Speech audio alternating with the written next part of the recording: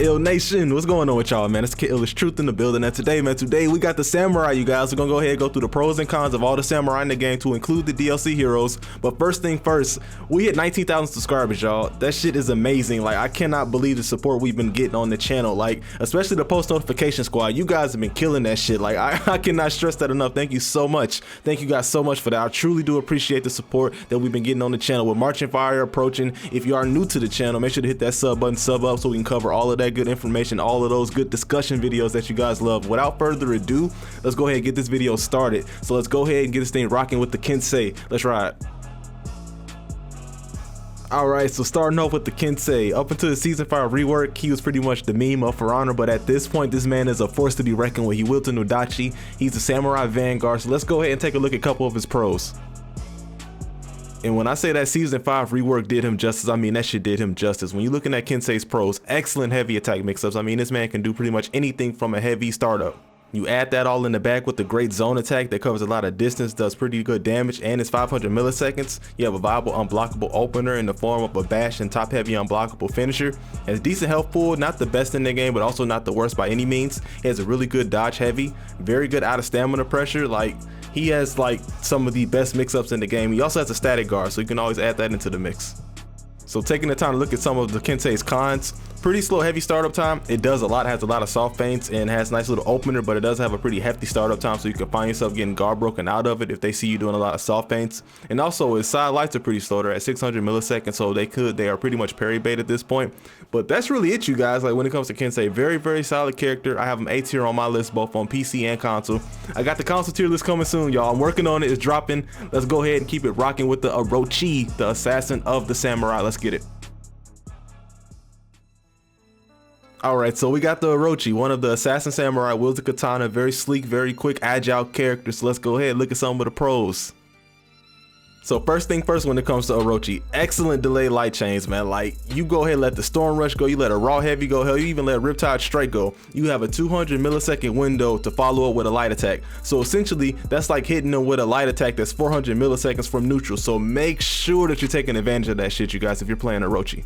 Alright, so when it comes to Orochi's heavy attacks, like, pretty damn decent, honestly. You got 30 for the side heavy, 35 for the top. When it comes to deflecting, Orochi has the best in-class options, in my opinion. You got a nice little light deflect that's guaranteed, or you can mix that shit up and go for the heavy option that's unsafe but has hyper armor, does a whopping 50 damage. Very strong zone attack, especially on console, 20 damage. Also 500 MS, has a heavy parry punish if it is parried.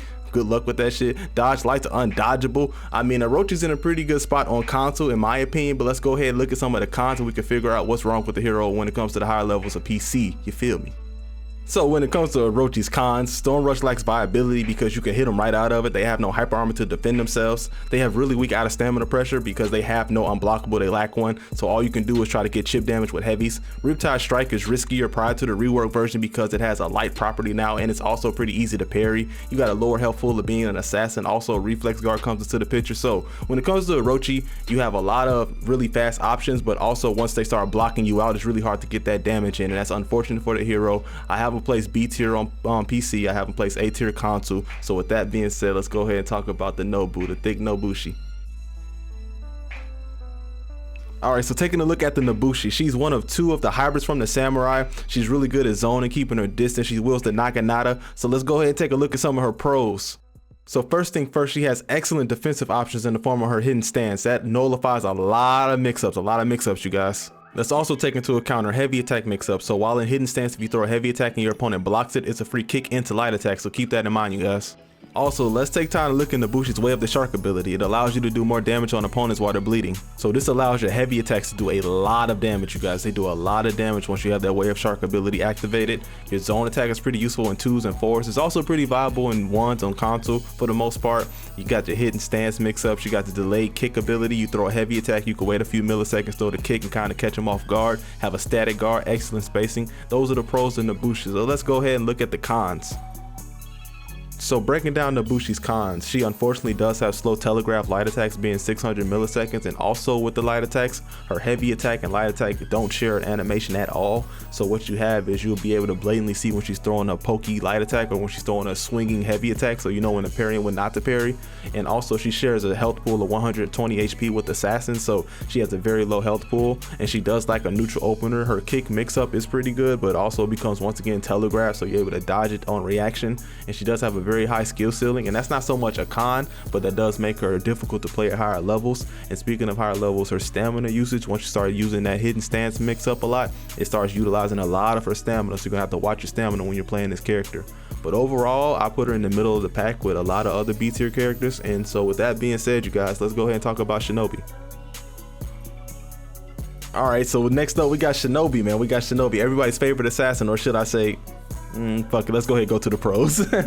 Alright, so first thing first, Shinobi has some good damage, you guys. Like, Shinobi has 24 damage on light attacks and has 40 damage on the heavy attacks, and that's thanks to the light attack follow-up on any attack that's landed. Shinobi's deflect is pretty good. It's the only deflect in the game that still gives a guaranteed punish regardless of if you did it on accident or not. You have great mobility, excellent spacing, all in all, a high damage, very fast assassin, but that's unfortunately where the fun ends for Shinobi, so let's go ahead and look at the cons. So first thing first, before we say anything else, 110 HP, that fucking sucks. And also take into account that the kick is pretty predictable at this point. You can see it coming even with quad dash, even with the guard break mix up. The vulnerability doing dashes, when you see Shinobi's doing their double dash, their quad dash, you can go ahead and guard break them right out of it. The zone attack is pretty weak because you can always parry the second attack even if the first attack hits you. You have a very weak reflex guard. I mean, I could keep going on and on, but I think you guys get the picture. Shinobi definitely needs some help, and I hope the developers look at them after Marching Fire releases. Okay, so next up we got Vic, man. We got the Vic Shugoki. So let's go ahead and get the pros out the way so we can go ahead and hit these cons. Okay, so with Shugoki, you have passive hyper armor. That is blatantly his biggest asset. Like, that is what allows him to get his trades. And you also have the hard hitting heavies. Those heavy attacks do a lot of damage, and usually the passive hyper armor is what helps him get those hard hitting heavies to land. So he has a static guard, he has superior lights, even though he doesn't have a light chain. He has one light and then goes into heavy. He has a pretty great wall punish with Demon's Embrace that allows you to do 40 damage to the enemy as well as heal yourself up to 40 damage. So that's all we really have for the pros of Shugoki. So let's go ahead and look at some of these cons, y'all. Okay, so Shugoki's cons: slow light attack across the board, 600 MS across the board. Damn, you have extra damage during hyper armor recovery. Like, I don't understand that one at all, but they added it into the game for some reason, so it's there. You have no true opener. You have a charge heavy unblockable, but that's so slow that everyone can see it. You have very slow recovery on most of your moves. You have small mix-up potential using your heavy feint into guard break. That's really there. You don't have to react to it at all. You have slow startup times for your heavy attacks. I've seen a lot of Shugokis get guard broken out of their charge heavy startup time.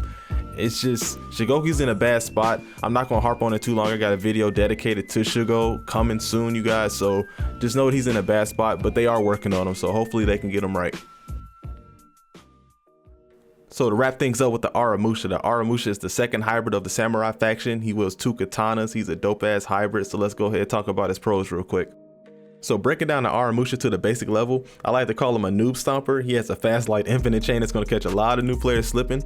He has good mix-up potential with his soft feint and heavy attacks, and those really work at a lower level. His zone attack is really good, has a 500 MS startup time, as well as the second half of it being unblockable to create pressure. Let's also not forget that he can get a heavy attack on any parry, so that means in 4v4s and 2v2s he's going to be able to execute on any parry, so that's very useful. And that pretty much wraps it up for some of the Aramusha's pros, so let's go ahead and look at the cons.